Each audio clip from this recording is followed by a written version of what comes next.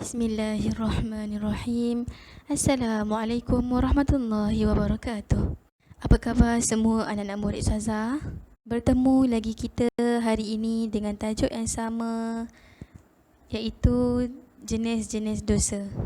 Di pembelajaran kita pada minggu lepas, Ustazah ada senaraikan apa dia pengertian dosa-dosa, iaitu dosa kecil, dosa besar, contoh-contoh dosa besar dan dosa kecil serta balasan-balasan yang disenaraikan jika kita melakukan dosa-dosa besar.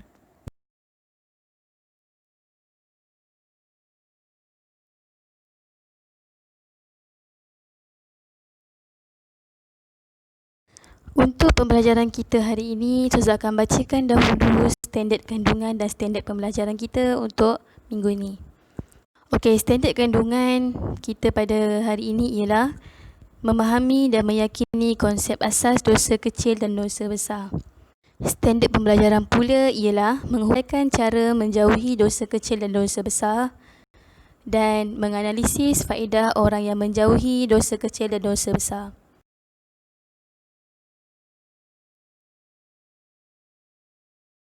Pembelajaran kita bagi hari ini berdasarkan kepada 3 objektif pembelajaran, iaitu yang pertama, menyatakan 3 cara menjauhi dosa kecil dan dosa besar.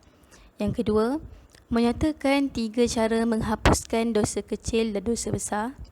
Dan yang ketiga, menyatakan 3 faedah menjauhi dosa kecil dan dosa besar.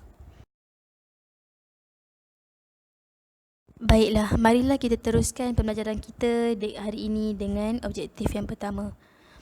Objektif yang pertama tadi ialah cara menjauhi dosa kecil dan dosa besar. Baiklah, di sini Ustazah ada senaraikan 4 cara. Yang pertama, taat perintah Allah dan menjauhi maksiat. Yang kedua, bergaul dengan sahabat yang baik. Yang ketiga, ingat dan takut azab Allah.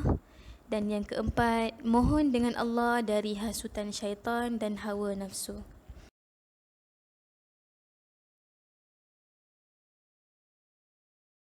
Kita teruskan dengan objektif pembelajaran kita yang kedua, iaitu cara menghapuskan dosa.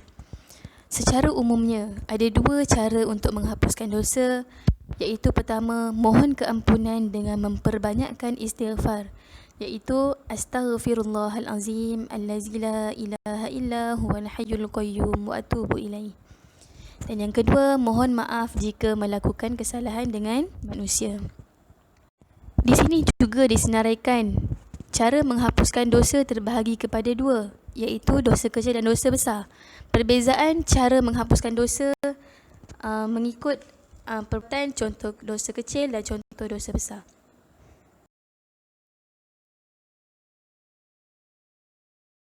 Baiklah, mari kita lihat satu-satu. Bagaimana cara untuk menghapuskan dosa kecil?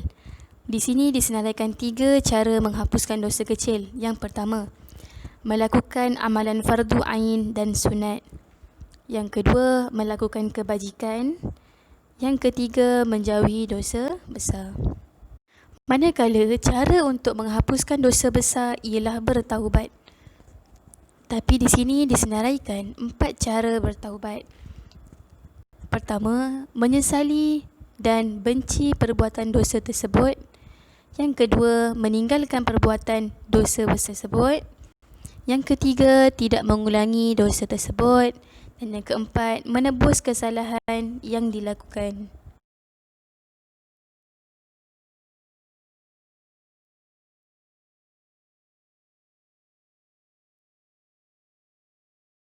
Bagi objektif pembelajaran kita yang ketiga, iaitu faedah menjauhi dosa kecil dan dosa besar.